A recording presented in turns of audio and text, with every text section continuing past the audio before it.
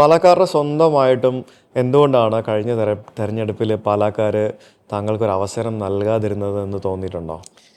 എന്താണ് അതിന് ആ ഒരു തോൽവിയിൽ എന്താണ് ജനങ്ങൾ തീരുമാനിക്കുന്നതാണ്. ഞാൻ എപ്പോഴും എനിക്കൊരു ഒരു ഉപദേശം എൻ്റെ ഫാദർ അച്ചാച്ചൻ തന്നിട്ടുണ്ട്. നമ്മളൊരു തോൽവി അനലൈസിസ് ചെയ്തിട്ടുണ്ടാവുമല്ലോ.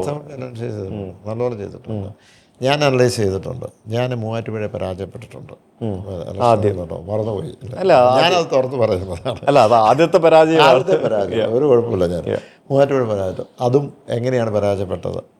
ഒരു നുണക്കഥ വന്നു, ഒരു തെറ്റിദ്ധാരണ ജനങ്ങൾക്കിടയിൽ വന്നു. അന്ന് ചെറിയ ഇഷ്യൂസ് PC തോമസൊക്കെ ആയിട്ടുണ്ട്. പുള്ളി BJP പോയതൊക്കെ ഉണ്ടാവും. അവിടെ ആ പരാജയപ്പെട്ട് കഴിഞ്ഞപ്പോൾ എന്നോട് അച്ചാച്ചൻ പറഞ്ഞൊരു ഉപദേശമുണ്ട്. ചിലപ്പം ഞാൻ പറയും, ഞാൻ ഈ പഞ്ചായത്ത് ഇലക്ഷൻ കഴിഞ്ഞ് കുറച്ച് പേരോട് പറഞ്ഞു, എടാ നീ പരാജയപ്പെട്ടു, പാലായിലും നീ പുറകോട്ട് പോയി, 10,000 വോട്ടിനാണ് പുറകോട്ട് പോയത്.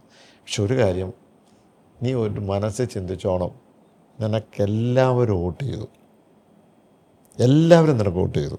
ആരെ കണ്ടാലും ആ മനുഷ്യൻ നിനക്ക് വോട്ട് ചെയ്തു എന്ന് തന്നെ ചിന്തിച്ചോണം.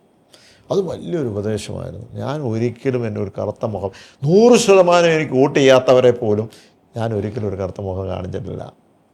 അപ്പോൾ അതിനുശേഷം ഞാൻ ഈ ലോക്സഭ വീണ്ടും നിന്നപ്പോൾ എത്ര വോട്ടിന് എന്നെ ജയിപ്പിച്ചെന്നറിയാമോ? 30,000 വോട്ടിൻ്റെ ഭൂരിപക്ഷം പാലായി തന്നെ തന്നു. ജനങ്ങൾ പെട്ടെന്ന് എന്തെങ്കിലും ഒരു ഗ്യാപ്പുണ്ടായി, എന്തെങ്കിലും ഒരു തെറ്റിദ്ധാരണയുണ്ടായി, അത് തെറ്റായിരുന്നു എന്ന് ചിന്തിച്ചാൽ അത് തിരുത്തും. ഇപ്പോൾ കഴിഞ്ഞ തെരഞ്ഞെടുപ്പിലും 2021 തെരഞ്ഞെടുപ്പിൽ എന്താ സംഭവിച്ചത്? ഞങ്ങൾ UDF നിന്ന് LDFിലേക്ക് വന്നു. അവിടെ സ്ഥാനാർത്ഥിയായി. LDFിലുണ്ടായിരുന്ന സ്ഥാനാർത്ഥി മാണി സി കാപ്പൻ പെട്ടെന്ന് UDFിലേക്ക് പോയി. ടക്ക് ടക്ക് ടക്ക് ടക്ക്. അപ്പോൾ ജനങ്ങൾക്ക് ഒരു കൺഫ്യൂഷൻ തന്നെ വന്നു. മനസ്സിലായില്ലേ? ആ ഇഷ്യൂ എന്ന് പറഞ്ഞാൽ പെട്ടെന്ന് മാറി, അങ്ങോട്ട് മാറി. അതെന്താണ് അവർക്കറിയത്തില്ല. പലപ്പോഴും ഇപ്പോഴും അറിയത്തില്ല ഞങ്ങളെ പുറത്താക്കിയത്. അന്ന് ബെന്നി ബെഹനാൻ പറഞ്ഞു, കൃത്യമായി ചാനലിനകത്തെല്ലാം ഉണ്ട്, ജോസ് കെ മാണിയുടെ വിഭാഗത്തിന് ഇനി UDFിൽ തുടരാൻ അർഹതയില്ല എന്ന് പറഞ്ഞൊരു ഭാഗമുണ്ട്. ഞങ്ങളെ പുറത്താക്കിയത് അത് പതുക്കെ ചിലപ്പോൾ കുറച്ച് കഴിയുമ്പോൾ ജനങ്ങളത് മറന്നു പോകും. അപ്പോൾ വീണ്ടും ഓർക്കും നിങ്ങളെന്തിനാണ് LDFിലേക്ക് പോയതെന്ന് തോന്നും. പക്ഷെ ഞങ്ങളെ പുറത്താക്കിയതാണ്. അപ്പോൾ അങ്ങനെ പെട്ടെന്ന് അങ്ങോട്ടും ഇങ്ങോട്ടുള്ള ഷിഫ്റ്റ് സ്ഥാനാർത്ഥികളായി. ആരാ? ഞാൻ അങ്ങോട്ട് പോയപ്പോൾ LDF സ്ഥാനാർത്ഥി ഇപ്പുറത്ത് വന്നു. ആ ഒരു കൺഫ്യൂഷൻ ഉണ്ടായിരുന്നു. ആ കൺഫ്യൂഷനിൽ ജനങ്ങളും കൺഫ്യൂസ്ഡാണ്.